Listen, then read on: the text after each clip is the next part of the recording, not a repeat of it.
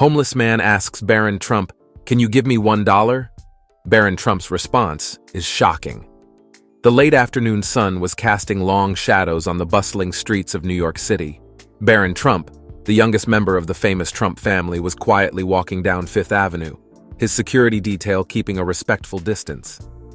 At just 19 years old, Barron was already tall and striking, yet his demeanor was far from the brashness often associated with his family name.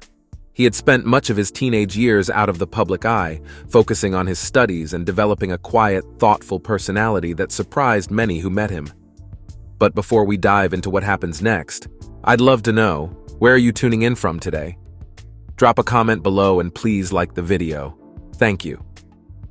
Dressed casually in a dark jacket and jeans, Barron was on his way to meet a friend for coffee. He'd always been curious about the city his family was so closely tied to, and he often opted to explore it on foot rather than being chauffeured around. On this particular day, however, his walk would take an unexpected turn. Sitting on the edge of the sidewalk, amidst the constant rush of New Yorkers, was a homeless man in his late 50s. His clothes were tattered, his face weathered from years of hardship. He held a cardboard sign that read, "Hungry, anything helps." Asterisk, asterisk. People passed him by, their faces blank or filled with discomfort, avoiding his eyes as though acknowledging his existence would somehow burden them. Barron noticed the man as he approached, his steps slowing instinctively. There was something different about this man, a quiet dignity that seemed to defy his circumstances. Before Barron could speak, the man looked up, his tired eyes meeting Barron's. "Can you give me $1?" the man asked, his voice raspy but polite. There was no desperation in his tone, just a straightforward request, as though he were asking for the time. Barron stopped in his tracks. He reached into his pocket but paused, something about the moment urging him to do more than simply hand over some spare change. "What's your name?"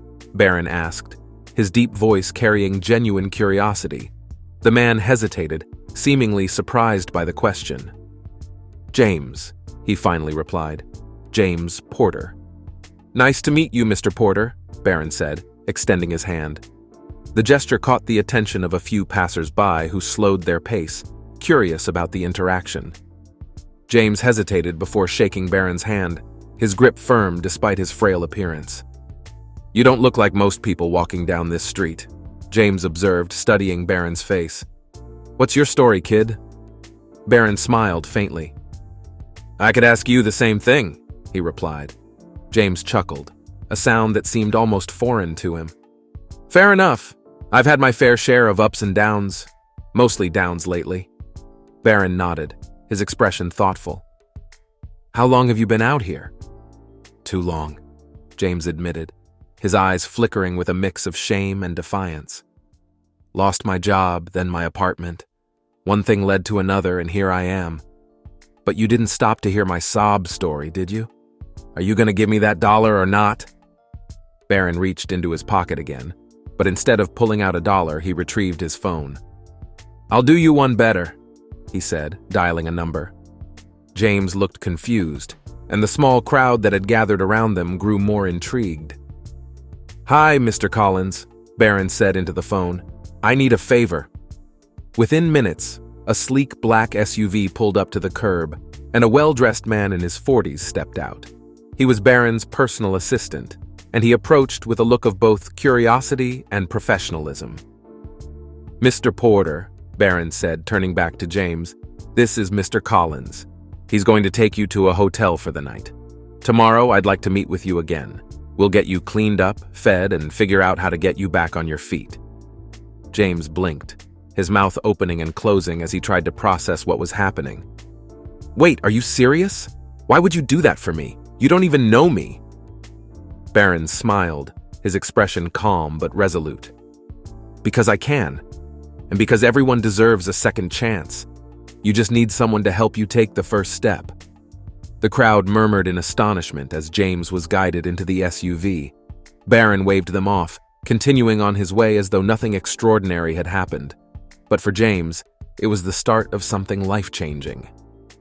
The next day, Barron met James at a local diner.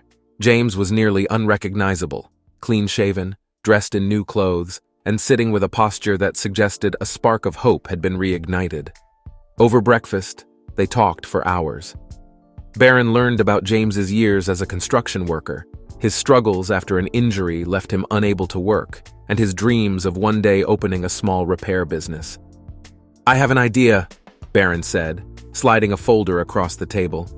Inside were documents outlining a plan to help James secure a loan and a temporary job at one of Barron's real estate properties.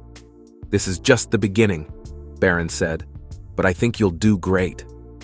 James stared at the papers, then at Barron. "Why are you doing all this?" "Really?" Barron's gaze was steady. "Because it's not about where you've been, James. It's about where you're going. And sometimes, we all need someone to believe in us." As word of Barron's actions spread, it became clear that he was more than just a Trump heir. He was a young man determined to use his privilege to make a difference, one small act of kindness at a time. For James, it was the break he had been praying for. And for Barron, it was a reminder that true power lies in lifting others up. Months passed, and James Porter's life began to transform in ways he hadn't imagined possible. Under Barron Trump's guidance, he started working as a maintenance supervisor at one of Barron's high-end residential properties in New York.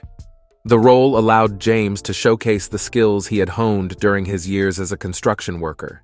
He was a natural, efficient, diligent, and incredibly resourceful. Barron didn't stop at just giving James a job.